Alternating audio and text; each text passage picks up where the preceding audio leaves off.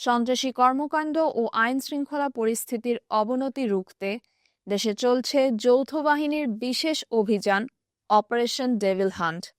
এই অভিযানে এখন পর্যন্ত ২,২৫৮ জনকে গ্রেপ্তার করা হয়েছে। এছাড়া pistol, LG, one shooter gun, pipe gun এবং বেশ কিছু দেশীয় অস্ত্রও উদ্ধার করা হয়েছে। গত ৯ ফেব্রুয়ারি গাজীপুরে ছাত্র জনতার উপর সন্ত্রাসী আক্রমণের ঘটনা ঘটলে এর পরিপ্রেক্ষিতে স্বরাষ্ট্র মন্ত্রণালয়ের সমন্বয়ে অপারেশন ডেভিল হান্ট চালানোর সিদ্ধান্ত নেওয়া হয়। এই অভিযানে দেশের বিভিন্ন স্থান থেকে ২,২৫৮ জনকে গ্রেপ্তার করা হয়েছে। এর মধ্যে ৪৮ জনকে গাজীপুর শহর ও জেলার বিভিন্ন এলাকা থেকে আটক করা হয়েছে।